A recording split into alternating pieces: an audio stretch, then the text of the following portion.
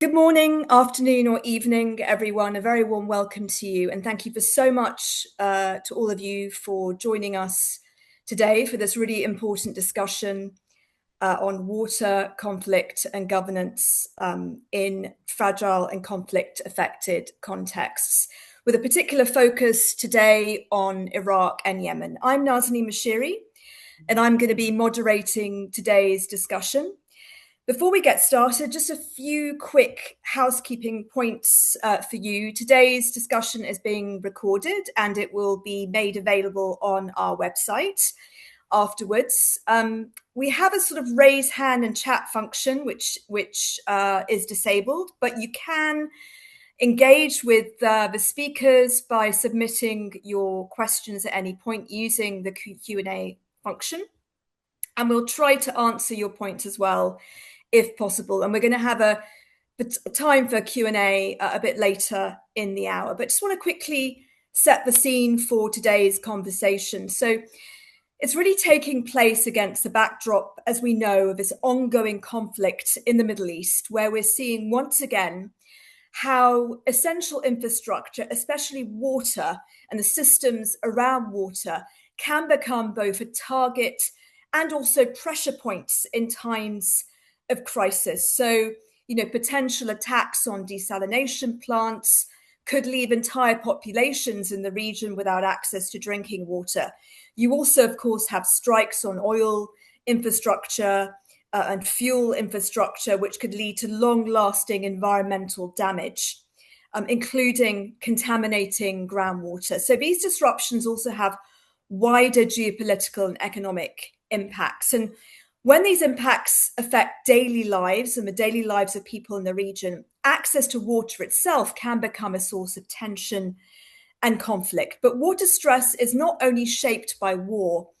In many of the fragile contexts that we're going to be speaking about today, water governance, inequality, a lot of the legacies of previous conflicts in this region and ongoing conflicts interact with these environmental pressures, including things like drought, flooding, groundwater depletion, and also the failing infrastructure. And together, these factors can shape the livelihoods, land use, and local power relations. I'm really pleased to say that we are going to bring together today a distinguished panel of experts to explore these issues in depth, including Beatrice Morcello, who is a senior research fellow at Chatham House, Peshtiwan Al-Dawoodi, my colleague who is in Iraq right now. He is the Iraq country director at Berkhoff Foundation. And also Summer Nasser, who is the chief executive officer of Yemen Aid. So they are going to help us unpack the fact that water is not simply a technical issue, but it's also a political and social one too, shaping conflicts in those regions, cooperation. And also we're going to reflect on what this means for climate, peace and resilience in these fragile contexts. But before we get to our speakers, I'm really pleased to formally hand over to Jakob Waslander. He is the envoy to the Middle East and North Africa for water, energy and food at the Embassy of the Kingdom of Netherlands in Jordan. Jakob, the floor is yours. Yeah, thank you. I hope you can hear me. Yeah, all right. So thank you to the Berkhoff Foundation for organizing this workshop. And I'm very pleased to say that for us, the Dutch, the peace and stability are a key interest in which we allocate and invest important resources. And my minister has allocated 200 million euros over a period of 8 years for the program contributing to peaceful and safe societies. And this program supports evidence-based policymaking from the local up to the national and international levels, and promotes country-level, adaptive, locally led programming. And I'm very grateful that the Berkhoff Foundation is co-leading the mediation element of this program. In the Middle East, where I assume many of the participants to this workshop are based, is at a geopolitical fault line. And we currently experience this with the United States, Israel, and Iran being in conflict. And this conflict has a global impact with soaring oil and gas prices, interruption of maritime and air transportation, and has a negative impact on food production. But armed conflict, first and foremost, impacts lives and livelihoods on the ground. Water scarcity, energy access, land cultivation have all become very much constrained by the current conflict. And in a more general sense, we see that global public goods like access to water, access to energy, access to food are being weaponized to exert pressure on population groups. We see this happening in countries like Yemen, where the war has contributed to the rapid depletion of the aquifers, in Syria and Iraq, where river basins are being constrained by major dams within these countries, but also upstream, and in GCC countries, where some water desalination plants face impact from the armed conflict. In a recent policy paper issued by the Arab Youth Green Voices Network, which is including youth leaders from 13 Arab nations, they signal gaps in governance, in justice, and in participation. And they explain that these gaps lead to limited transparency and limited accountability. And youth leaders have offered their availability to act as mediators to address local and regional conflicts, to assess how differences can be solved by analyzing together the root causes and to jointly find solutions. And I mention this Arab Youth Leadership Initiative because I consider this as one of many examples which tells me that in the MENA region, the dynamics are geared towards improving lives and livelihoods through peaceful means. Let us use today's workshop to explore how we can learn from each other and support the search for peaceful solutions to joint challenges. Thank you. Thanks so much for your intervention there, Jakob, and thanks so much for joining us. Please don't go away. We're going to hopefully come back to you at the end when we've had a really interesting discussion and come back to some sort of takeaways and thoughts you may have on your end about the interesting discussion that's still to come. So now it's time to bring in our panelists. And I'd like to start with an opening question to you all.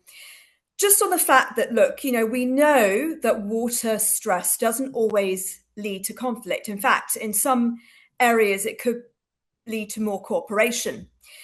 But from your perspective, what determines whether, water scarcity in some of the contexts that we're looking at in Iraq or Yemen becomes a source of tension or can become a source of cooperation? I'd like to start with you, Peshtiwan, if you'd like to bring in some examples from your perspective in Iraq. Thanks. Thank you for that, Nazanin. Whether water stress turns into tensions or cooperation usually comes down to water governance, I would say, and trust as well, and not only accessibility to water, which is a relationship that we have seen in more than one of the areas of operations that we have had across the country in Iraq. Berghoff has conducted a research on migration, governance, and local resilience in Iraq specifically. But at the same time, we have had multiple areas of operations in which we've conducted dialogues on a very communal level.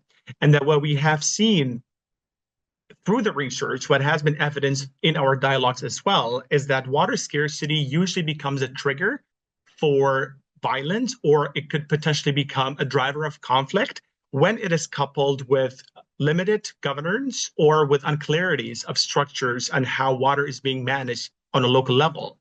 To be more specific, perhaps when water is scarce and people feel that the structures are very unclear and that the structures can be influenced, then these can turn into triggers for conflict. And this is specifically true in areas where we can see that the local authorities are weak or local governance is weak, which is usually quite common in rural areas, and the more we go away from metropolis or these city centers. At the same time, what we have seen is that the issue of water, or at least the water scarcity, can also become a point of cooperation when there are structures in place which can make the process more predictable. So very practically, in locations where we have seen that there are structures for dialogues, there are avenues for discussions, for tensions to be discussed and brought up between the communities, and the local authorities. When these structures are clear to the community, and there is a very stronger linkage between the community, between what the local authorities are doing, and between the different roles and responsibilities, then we have seen that water scarcity, although it can add tensions and pressure on the community, it can form as a unifying problem that brings the communities and the local authorities together. So I would say, to stress again, the key determining factor here is not only scarcity, but how people experience water scarcity and how that scarcity is being managed on a local level by the community, or by the community and the local authorities. Thank you so much, Peshtuan. So it's all about how these pressures and the stresses are managed. And if we come to you, Summer, with your sort of years of experience in Yemen, and the report that you recently published and wrote for Berkhoff on looking at Abyan in particular, would you say that some of those factors that Peshtuan brought up sound really familiar, or is the situation quite different in Yemen? Yeah, absolutely. He's very much correct. I think there are a few things that need to be kind of discussed here when it comes to the stress of conflict when it comes to water. The first is obviously unequal access, right? With the recent issues with flooding and the lack of landmarks, everyone loses access to what they think is theirs and what's not. The second we've seen in Yemen actually is the governing water regulations are very either, if they are clear, they're very old, and they're very vague.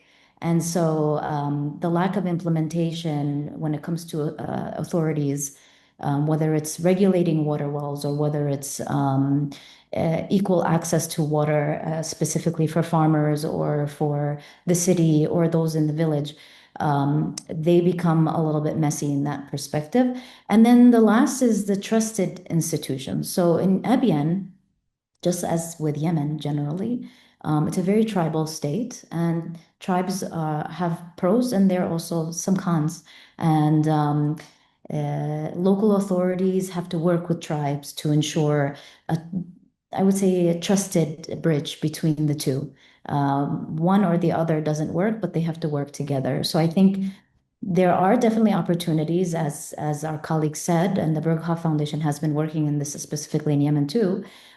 There are potential cooperation through dialogue to ensure proper social and legal channels can be successful. Thank you so much, Summer. And we'll be coming back to you in a little bit to get a bit more context from Yemen. And Beatrice, I mean, look, you and I have been doing this for a while, you a lot longer than I. And we always say, look, we need to be context specific because these things can vary. But also, we know a lot, don't we, about sort of indirect links between water stress and conflict, but also water stress and when there are opportunities for cooperation. You're working on this at Chatham House. You've worked on this at Adelphi prior to Chatham House. What do you see as the sort of defining factors? What makes, cooperation more likely or makes tension more likely in some of these scenarios? Thanks, Nazanin. Great question, and thanks to the Berger Foundation for having me at this event. Really looking forward to the discussion. As you mentioned, I've been working for many years on these specific questions, and when I started working on this question, that tells you a bit about my age as well. The prevailing narrative in the water sector around these questions around conflict and cooperation was really that the next wars would be fought over water. At the end of the 90s, beginning of 2000, and Indeed, we haven't really seen that. There is conflict over water resources. That's undeniable. And I think the examples that Peshtiwan and Summer mentioned are great ones to discuss, and there's many other that we can bring up at different levels. But actually, what we have seen and what research demonstrates, what evidence shows, is that water stress doesn't automatically lead to conflict. It very much depends on how societies manage it. So kind of the point that Peshtiwan was making about governance, I think for me, it's also a fundamental answer to the question of what distinguishes between water leading to conflict or cooperation. And what we've seen in different contexts, kind of a bit of a unifying factor, if you want, is that where there are strong institutions, clear water rights, mechanisms for sharing resources, mechanism for solving disputes as well. Scarcity can actually encourage cooperation, and this is true between communities within a country like Peshtiwan mentioned for Iraq, but also between countries at the transboundary level, right? So one of the key contexts that was always mentioned together with the narrative of water wars was Central Asia, and I've done quite a lot of research there because they, like all the countries of Central Asia, share two very important river systems, the Sir Darya and the Amur Darya. They were very much dependent on these river systems for all the economic activities, and their infrastructure was very much interlinked during the times of the Soviet Union. And with the Soviet Union collapse, suddenly you had the 5 independent countries that had to manage water resources in an interdependent system, but to address their kind of national economic needs. And that was, in the view of many analysts, most analysts, a recipe for disaster. Guess what? Conflict has not happened. And, it's not perfect. There have been tensions between countries, but throughout the years, they have managed to cooperate, establish institutions like the Interstate Commission for Water Coordination of Central Asia, unite around a common problem, which was the shrinking of the RLC, and kind of investing in solutions to try and address these issues, because they saw them as very important for their economic growth as well as security. And so the countries are cooperating again. With caveats and with occasional tensions and flare-ups here and there, but to me that's a success story. And again, the importance of institutions, and we've seen that in other contexts as well, from the Senegal River in West Africa. To the Danube River in Europe, where countries are cooperating on the issue of water quality as well, really, really important. So not just about a question of quantity, but also a question of quality that has really important implications for health. And then maybe very briefly, and Summer talked about this as well, the point around inequality. And I think thinking around and taking into account power relations between countries, and at transboundary level, we see a lot of the kind of upstream, downstream dynamics, and understanding what the kind of interests, what the incentives are, and taking those into account when designing this type of sharing arrangements and kind of diplomacy solutions in terms of how they come together around water is really important. So the kind of the power and political economy dimension of these interactions as well. Thank you so much, Beatrice, and we'll come back to you later. And I want to sort of pick your brains a little bit on the impact of the war on this sort of water environmental aspects in the Middle East as well. But we'll come back to you a bit later. We're going to zoom in now on Yemen. And if you haven't read the report, I'm sure my comms colleagues can post it. We have this great report which came out recently, which Summer Nasser wrote, researched for Berkhoff on water and the issues around water in the Abiyan region in Yemen. So, Summer, I'm going to come to you, and I'd really like to delve in a little bit into the conflict dynamics around water access in Abiyan in particular. And can you just tell our viewers and listeners and people who are tuning in to this event, what are the dynamics in Yemen, and what makes them sort of so distinctive? Yeah, absolutely. This was an amazing research, and I think Not a lot of people dive into Abiyan as a province due to security reasons and the narrative AQAP and such. And so to have access and support by local authorities to bring this to light is critical, as well as the Berghof for actually taking interest in such a province. Of course, there are three things that I noticed when it comes to the dynamics around water, and I think there are three major ones. First is the groundwater depletion. This is a huge, I think, a crisis since prior to, I would say, since the conflict in Yemen in 2014.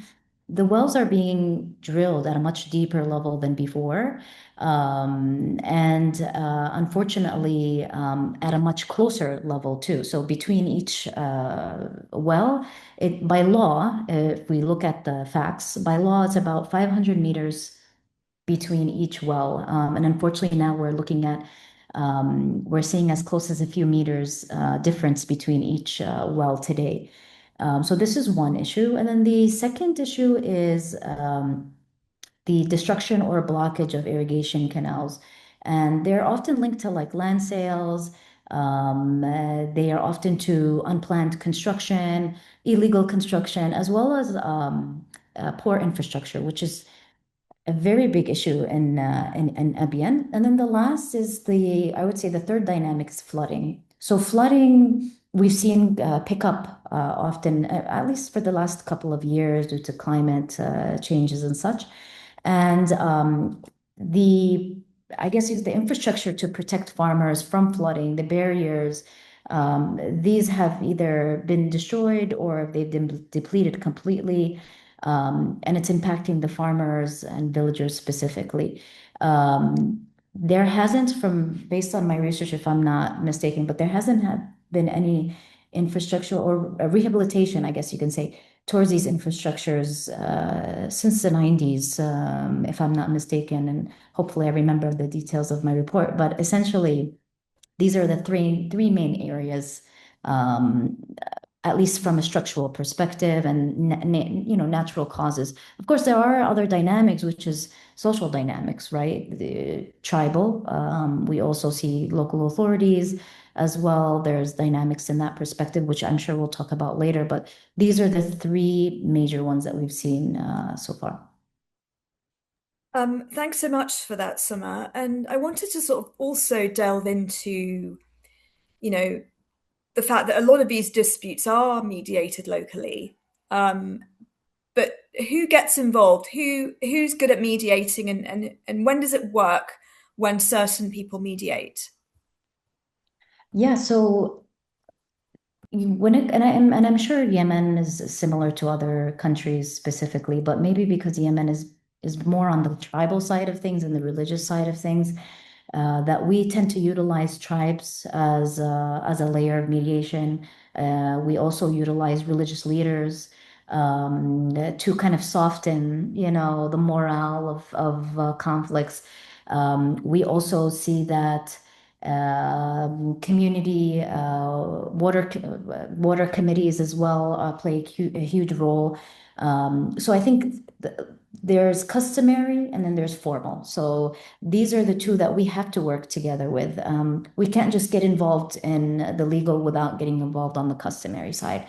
Of course, we've stumbled upon cases, and I believe I have shared this in the report, where there were two tribes that clashed over a dam and a valley. And the dispute escalated where one group or one tribe ended up burying the other side of the valley's well. So basically, each one is trying to find any type of way to either impact the water either on the valley side or on the dam side. In any case, it really leads to the killing of people. So we had 11 people killed in that community just because of this issue. But the crisis was eventually resolved with local authorities, with tribes specifically as a key factor.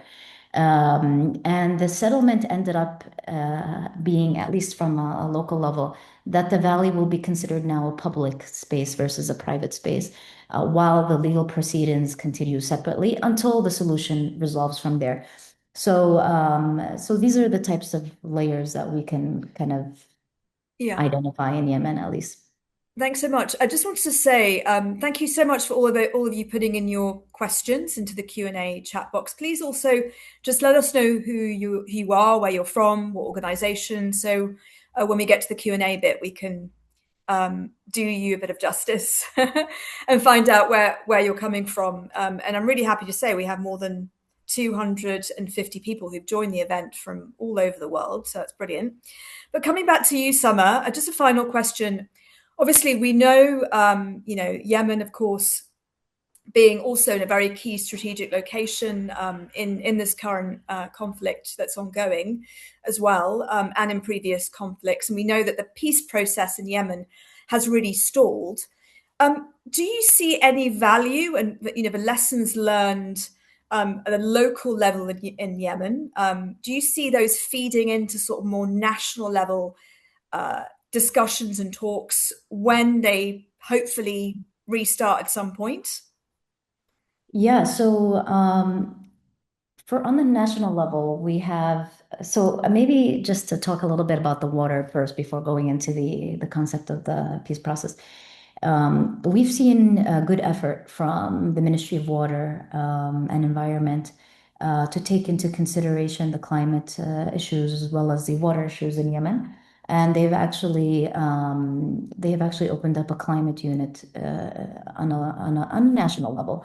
One of the issues, though, in Yemen is that we're seeing that ministries cannot or don't have the resources to actually implement and to supervise on a local level. So there are no units, I guess you can say, on a local level supervised by the ministry. So I think the peace process, if anything, should include local levels. I think I always advise different governments, and I always tell them local levels where you start, right? Governor and below. Ministries, they tend to change, and so very quickly in the peace process and through the various levels of conversations and dialogues the last 10 years. But it is the national level that really plays a key role here. They shouldn't be, so resource allocation, environmental issues, they shouldn't be treated as secondary to peace building because it kind of leaves in the violence of economy and a way of being stalled. And realistically, Yemen has the resources, but they don't have the purchasing power or the legal support to kind of build out those systems and mechanisms, as our colleagues said before. So I think if all the governments or NGOs or INGOs even really take part in these lessons learned and ensuring, for example, that they are not drilling anywhere without getting the proper approvals on the ministry level or on the local level, then they shouldn't be part of that problem. And instead, we have, as INGOs, the proper tools and expertise to support these communities in ensuring that we are part of the solution rather than the problem. So I think local mediation capacity, technical support on a national level and a local level is critical for a sustainable peace process. Thank you so much. And over to you, Peshtiwan. I want to delve in a little bit deeper, and some of that gave some great examples and lessons. But of course, Iraq has its own context and its own sort of factors that link between the environmental stress that affects migration, livelihoods, societal relations. So what similarities or differences do you see between what we just heard from Summer and the situation in Iraq? There are definitely a lot of similarities that I could link to what Summer has mentioned in Yemen as well. There's a very strong tribal system in Iraq that is also in place, and it is adopted by the community when it comes to tensions, generally speaking, specifically when it comes to water in farmer locations. And some of the examples of solutions that have been proposed by the tribal systems are also examples of solutions which I can very strongly connect to in Iraq as well. But generally speaking, water stress in Iraq quickly envelops other sectors as well. It rarely remains a technical water issues. And what the research has evidenced, and what we have also seen from the dialogues that we have conducted, is that it has a very strong effect on livelihood, more specifically. A very real example that we see is usually farmers, when they do not have access to water, their crop yields diminish or are not as fruitful as before, and the livestock become more expensive as well. And at the same time, we see that there is an inclination towards debts, which also increase, and then assets are either sold as a coping mechanisms or other negative coping mechanisms are adopted in that process. And this is where we see the linkage to migration become much more clear. What is very interesting is the research indicated that migration is seen as a coping mechanism that is temporary and seasonal rather than a permanent solution. And what starts is as a temporary migration of the rural areas, more specifically, into the city centers for a specific season. And then this becomes a permanent migration movement, climate migration more specifically, because the lack of services, because the lack of access to water persists. And this is usually more prominent in rural areas, who also happen to be those who are most affected by water scarcity. And the linkage to the communication or the relationship between state and society as well is very clear when it comes to the topic of trust. What we have seen is trust usually declines very quickly when there is a growing sense of frustration from the local communities due to the lack of service, is due to a lack of a clear structure for complaints that can be put forward by the community. Or when complaints are being pushed forward, there isn't a realistic solution that is being offered at that specific moment.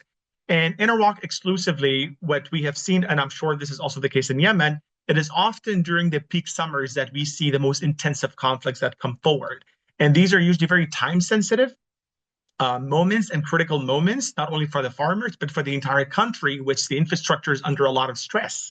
So we can see the negative relationship between water scarcity, the governance side of it, the effects that comes on migration, but also on the trust element between the local authorities and the community, but also between the communities themselves, which also in this case contributes to social tensions, specifically as competition over water as a shared resource increases, and then that leads also to frustration.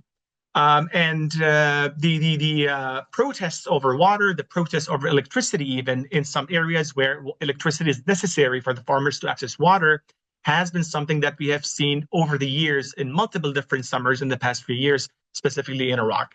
So, I mean, migration, the interesting part here would be to focus on migration as not only a movement, but as a sign of a failing coping mechanisms by the farmers in those rural areas.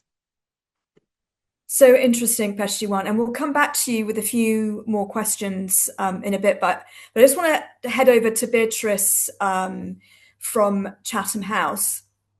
And Beatrice, of course, we are in the middle of a conflict in the MENA region that is very, very difficult to predict what's going to happen next, when it's going to end.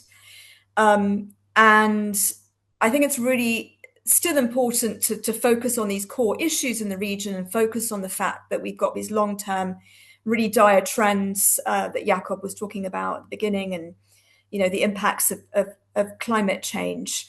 But how concerned are you, in a way, and how concerned is Chatham House about the impacts on, water infrastructure and other types of infrastructure in the region? Great question. Thanks, Nazanin. It is true that in moments like these ones, where we are seeing an acute geopolitical crisis with so many dimensions and so many implications on all possible, dimensions, from energy to food security, water. I mean, we've seen a desalination plant being targets of the conflict, and these in countries that, like Kuwait, depend 90% from this water for their water needs and the water needs of their population.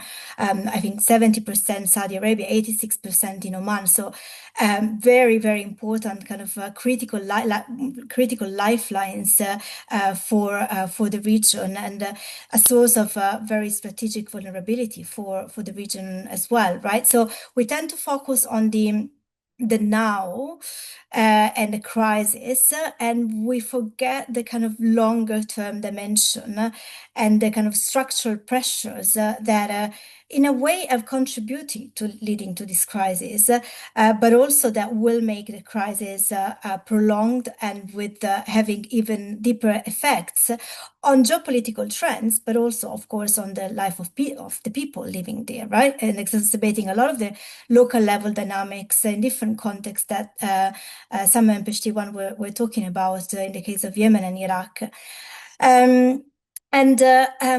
I think, and if we look at Iran specifically, I'm not an expert by any means of Iran and of the region, but like the last time, before everything happened, that I was reading about Iran in the news was just in December, when Tehran was in the news as being on the brink of water day zero, or the boundary beyond which supply systems no longer function, and the city was threatened with evacuation. And this is not due to the current conflict, to the current situation. It's not even due just to climate change, right? It's a really complex interaction of climate crisis, decades of mismanagement, of water supply, underinvestment in critical infrastructure, international sanctions. Really, really, really complex picture. And I think if we don't look at this complex picture, has it evolved from history and has it interlinks with all the other dimensions, we kind of fail to recognize, not only fail to understand the situation as it is now, but also fail to recognize some potential entry points for addressing this situation. And there's a question in the Q&A box that brings up the recent work by UN University INVE, the Water Institute, that has published this report on water bankruptcy, and the fact that making the point that essentially it's not a crisis because of the lack of resources, but because we fail to see it in conjunction with all the other kind of development dimension of the conversation. So all this to say that essentially it's really important to maintain this long-term dimension and think about not just water resource, but water systems and their interdependence with food production, with energy systems, with urban development, public services.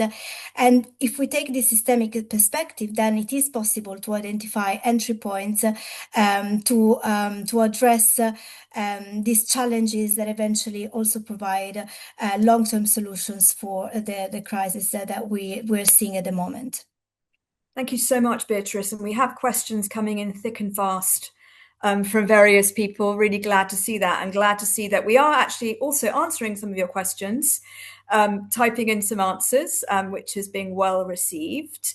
But I wanted to bring in a question from Eklas Faraj, who is from IOM, that's the UN's migration agency, who's asking, how can humanitarian and development actors better integrate water resource management into social cohesion and peace-building programs? Now, that is a great question. And I'm going to actually go to my colleague, Peshtiwan, who in his previous life, before Berkov, also worked at IOM. And Peshtiwan, I know you worked at IOM. I know this is a question that we've all been grappling with, really, and how we can integrate this. What advice would you have? I would say perhaps we can take a step back and then consider whether water and governance or water sectorally is different from social cohesion. I think when it comes to Iraq specifically, water and social cohesion are actually quite intertwined, and it's very difficult to disrupt the synergy between the two sectors or topics when it comes to rural areas more specifically, which I believe is the focus that IOM has in Iraq, specifically as displacements took place and it was affecting these communities much more severely. So if we were to take a look if we were to take a more expansive look on the topic of water governance in this case and how we can integrate it into social cohesion, that the linkage between water and social cohesion becomes very clear, specifically in the avenues of livelihood, in building trust between the communities, and the reduction of conflict, which all strengthens peace building on a very local level. So the way that I can see that we can adopt or integrate social cohesion and water and peace building, generally speaking, is to consider conducting the social cohesion activities, and considering climate as an entry point to that topic, which is an approach that we have adopted at Berghoff, in which we consider climate as a unifying factor that brings the communities together. And then from there, we can conduct and expand the activities to address the other areas. And what we have found is that if we were to mainstream climate as a core component of peace building and social cohesion, that it has the benefit of being introduced as a neutral topic, which brings the communities together. And it also has the benefit of bringing the communities together, and it unifies the different communities, specifically as it is a shared concern, and also an area of priority to all the different communities that are rural and that focus on agriculture. So I would say, if we were to mainstream, in this case, climate and water more specifically as an entry point into social cohesion and peace building in Iraq, then the programming would be much more effective. And we would also have a program that is more coherent and also more practical and realistic for local communities. And with these priorities are being put forward, and the solutions and that we would reach with the local communities would also be more sustainable, as we would be giving a sense of agency, as the solutions would be coming from the community, and specifically to issues that the farmers and the local communities would see as a pressing issue that needs to be addressed. Thank you so much, Peshtiwan. And also just a point to Marwan Issa from Oxfam in Lebanon. Yes, we are recording this. Sorry, I should mention that at the beginning, and we will be posting the recording. So if you have to pop out, don't worry about it. We will post it, and you can watch the whole session a bit later when you're back at your desk. So we have some really, really interesting questions, quite a lot actually, but I wanted to go to Fadl Al-Magaf. I'm not really sure where you're from or which organization, Fadl. Maybe you can post that in the Q&A chat. But I think you are particularly interested in our research in Yemen and Iraq. And you wanted to know whether we've been able to translate some of this analysis into practical initiatives on the ground. Yes, I can tell you that we have, but maybe we can actually, go back to you, Peshtiwan, because you're probably best placed, but it'll be good maybe for Summer to come in on that as well. And maybe I think one of my colleagues, Joshua, is able to sort of answer questions too in the chat, and he can give more details on some of our programming and practical initiatives on the ground. But maybe Peshtiwan, I'll come back to you quickly on this. Yeah, absolutely. So what we have found to be very useful is to combine the concrete with the abstract components of peace building when it comes to water more specifically. Usually we go back to a very common saying is to have a structure that addresses water-related conflict is not very effective if you don't have water to begin with. And what we have seen in some of the communities, it becomes very pressing that there needs to be a quick impact project, as we call it, EQIPS in a very UN language, or an initiative that can be implemented, albeit it can be very small, but the effects can be felt very concretely. And what we have noticed is that we usually give the power to the communities to come forward with specific initiatives that prioritizes what they see from their side as a very small initiative that can make a change in their life. And this also offers them the chance to implement what has been discussed in a very abstract way, but in a very practical manner. A very concrete example that I can bring forward on the topic is in one of the areas of implementation, which happens to be Balajo Canal. There were a few villages who were at the risk of being displaced due to the lack of access to water. And one of the initiatives that were put forward by the community through the series of dialogues was to dig 2 wells to prevent this displacement taking place. And this initiative, because it came from the community and it offered them the avenue, the space for them to gain a sense of agency, it was a suggestion that came from the other villages which were not even affected by the issue of displacement. But they prioritized the needs of the other villages as a sense of maintaining the sense of cohesion. So what we have found to be very effective is to combine this very small initiatives along with the dialogues, along with the structures and communities that can, in this case, address conflicts as a way of putting the communities in the agency seat, but at the same time to also implement something that is practical and addresses the priorities in a very, let's say, local level. And Summer, do you want to come in here on any thoughts? I think Joshua knows more regarding the programs in Yemen, but I think just from my experience in EBN and just overall with different government agencies in the country, I think the only way that we, at least in Yemen, the only way that we can see success on this specific topic is if peace building works when like local legitimacy and national policy are very much aligned. Right now, we're seeing them on two separate levels. And so we need to create a bridge, whether it's through Berghoff or any other entity, to align it. Because I feel like for Yemen, the issue revolves around governance more so than anything else, and we need to put in effort to solve these issues. Other than the dialogue aspect of things, which is critical, of course, but policy and implementation is would be, I think, huge for the country, because I really, if you do take a look in Yemen's policies and laws and regulations, they're really brilliant. They're very much advanced, to be honest with you. Yes, they may be a little older, which need to be updated. But for that time, or at least at that time, they are very much ahead of the years. So how can we now during conflict kind of build that bridge so that ministries can implement policy on a local level, where then we can merge in social policy and tribalism, and how can we merge that? Because we till today we still see what we call informal agreements between farmers, between communities, because of this gap of authority. So this is my thoughts. Yeah, and we have a question from Lucas Schuttloffel, who's a student at the Geneva Graduate Institute, on Yemen more broadly, and to what extent do challenges that tribes face for themselves affect their capacity to mediate water conflicts? And he's talking also about the approach in areas such as those controlled by Houthis. How would local water mediation be approached in those areas too? I guess, this is a big issue right now in places like Yemen. Yeah, that's a very good question and a very broad one too. Of course, this research only focused on Ebyen, which is considered liberated areas under the legitimate government. So therefore, we don't necessarily have access to those areas under Houthi control, given the current dynamics.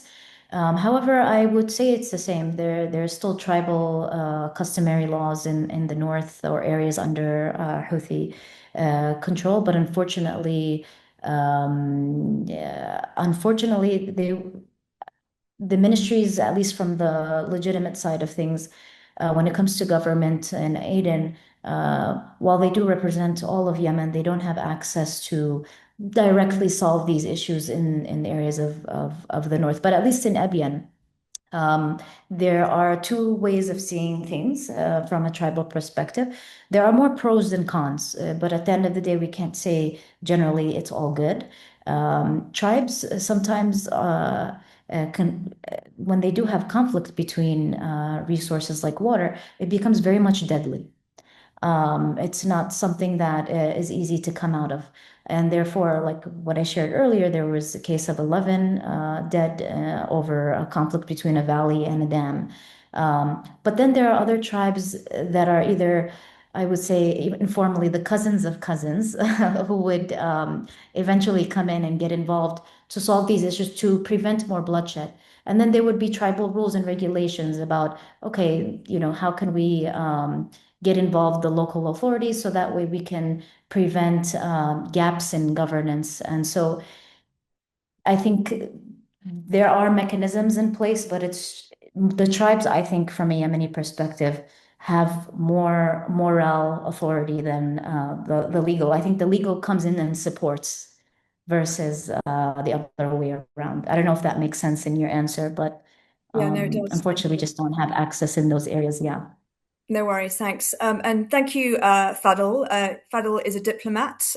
We just had a question from him earlier. He's an ambassador at the Yemeni Ministry of Foreign Affairs. Thank you for joining us and joining this event. We have a really interesting sort of question and comment, I guess, from somebody who's internally displaced. She's a woman from the Russian-backed breakaway Georgian region of Abkhazia. And she says that these topics are really meaningful to her, especially those related to peace building, trust building, dialogue. But she wants to understand, and she wants some advice on how small grassroots initiatives can more effectively contribute to building trust and strengthening dialogue in such contexts. And obviously, none of you, I'm sure, are experts in Abkhazia. But just generally, I think, Summer, I'll ask you if you could just come in on how these sort of small grassroots initiatives can contribute to this sort of building trust and social cohesion in these dialogue contexts. Yeah, absolutely. I think grassroots community organizations are the pillar of social support and humanitarian agencies as well. I think for grassroots, I think one of the best ways to approach this is through advocacy. I mean, this is critical. It doesn't cost much. It requires a lot of energy from youth, from small communities, especially when it comes to climate. In Ebian, we've noticed that I can't tell exact the number, but I would say the majority didn't really understand what was climate change, what climate was. And this was a key educational component that's critical for peace building, as our colleagues had shared before. So advocacy is the way to support, as well as maybe get involved in mediation, right? These are critical. Women play a huge role in Yemen when it comes to mediating, when it comes to whether it's through political and security means or also on a governance level when it comes to water and security.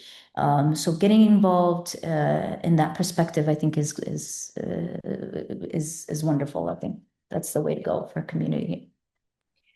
Thank you so much. We've had quite a few questions on, of course, the impact of the war in the region, and various different questions about, whether it's potential impact on the Tigris in Iraq or just generally. So I'd just like to maybe come to Peshtiwan and then to Beatrice about, your particular concerns on this. And of course, for Peshtiwan, all of this makes climate action very difficult at this time, but at the same time, there are workarounds happening. So maybe Peshtiwan, I'll come to you first and then Beatrice to you. Absolutely. I mean, the current conflict that we see, there are certainly a lot of concerns that could affect Iraq during the war, specifically if the current conflict extends to have Iraq as an active battlefield in this case. There is perhaps one positive way of looking at it is, although the transboundary of Iraq is linked to Iran as well as Turkey and Syria as well, however, the dominating majority of Iraq's water comes from Turkey's side, so there is a certain level of security that could, in this case, be seen at the stage. However, should Iraq turn into an active area of conflict, then most certainly these reserves and these strategic infrastructures could be, in this case, a target, not in terms of only attacks, but also in terms of pollutions, as you've mentioned. So it is definitely a very real concern that we can see. But at the same time, there are different workarounds that can happen on different levels to work and lay the foundations of large influence that we can do on the topic. Climate financing is definitely an area that needs improvement and work, and there has been a lot of efforts from the federal government to improve on the topic and also to get more involved to try and work on policies that brings Iraq on a global level to access financing for climate. They have recently developed their NDCs. They're working on their roadmap for the national determining contributions, but they're also working on the NAP, the National Adaptation Plan, as a policy. But at the same time, these are all very large and meta topics, which would take some time for the effects to be felt on local levels. But what can take place in this case on a very communal level is to work on the foundation, which improves cooperation between local authorities, the communities, as well as federal levels. These policies need to ultimately reflect what is happening on the ground in terms of reality. And what can take place in this case is for these communities to work on developing structures that strengthens cooperation between the community and the local authorities, so that these priorities in this case are translated into priorities of the local authorities that in this case can take its vertical roots to reach the priorities on federal level so that these policies can be implemented and sufficient funding in this case can be allocated to the topic. And this is also an area in which these grassroots organizations or authorities or entities can have a very I would say, tangible effect on the topic, specifically as these grassroots initiatives and communities are in a location that they understand the concerns of the people much better than other entities as they are from the community. So they would have this dual role of doing advocacy, as Summers mentioned, but at the same time, they can also do outreach in which they can connect, they can be the bridge that links the community to local authorities, even federal level authorities when it comes to policy and advocacy on a higher level. Brilliant. Thank you so much for that. And over to you, Beatrice. We had a question here from Ellen Zitzowitz, who is from the German Federal Ministry for the Environment. And actually, her question puts it perfectly, what I was going to ask you.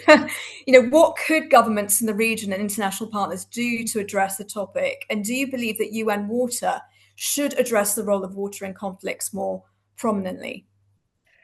Yeah, that's a great question. So maybe linking up to the question that you also asked, Peshtiwan, I think my biggest concern with I have a lot of concerns with the current situation, but one concern, particularly when it comes to, climate, water-related topics, is that this is yet again diverting very much needed attention and resources from investing in the climate, nature-based solutions, water solutions that we need to really make water climate adaptation a tool for peace and stabilization.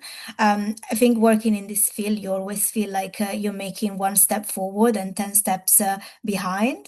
Eventually you get somewhere, but it's very slow and it's very unclear whether you're ever going to get anywhere. And these crises keep adding to each other. And we're seeing yet again a big deprioritization of climate funding towards defense.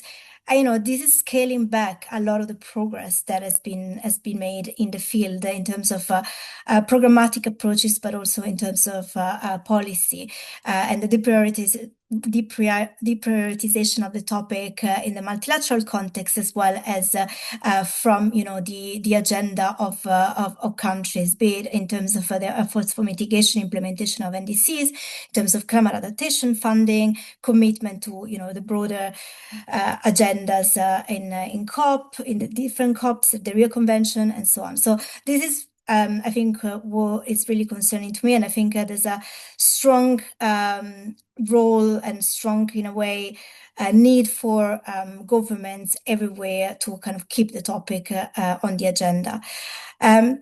If I may, just add a very small reflection on the question of grassroots organizations, because I think both Summer and Peshtiwan highlighted the very important role that they have in terms of advancing these solutions. And this is something that I've seen in a lot of the contexts I worked on, from Haiti to North Africa, the Sahel, and so on, Central Asia, where you really have a lot of the kind of peace building work being done at the community level. And I think the challenge we're facing is translating these to the national, international level, essentially because we're still operating in a multilateral system that is extremely exclusionary and doesn't open the space for these voices to be heard, right?